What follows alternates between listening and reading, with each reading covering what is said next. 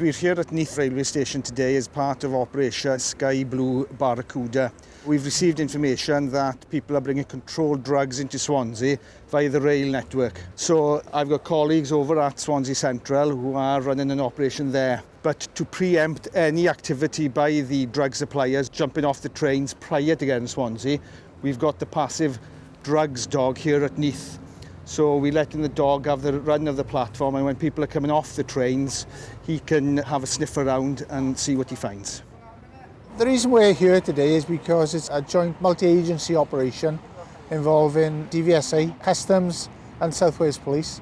We're specifically targeting light vehicles, common use regulations and any other traffic offences or criminal offences that come to light as a result of us stopping and examining the vehicles.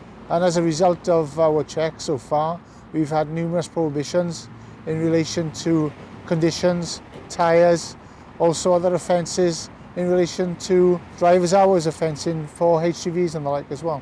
Basically, we're looking for anything that comes our way. Our main purpose here is to stop the vehicles, check on the details of the persons within the vehicles and also the condition of the vehicles and anything else that comes to light. For example, if we have suspicion of any drug-related offences or anything involving any criminal matters, we will be investigating those further as well. Right across the division, we've been asked to go and arrest suspects, and that can be done proactively, or suspects that are already outstanding for offences that we need to get in.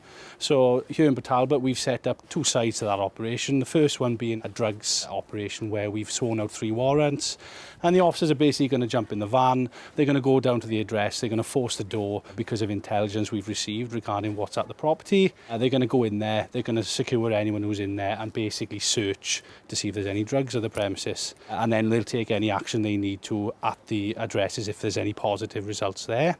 So that's on the proactive side. And then also the suspects that are currently outstanding within our sector, I've got extra teams out and they are going out to look for those.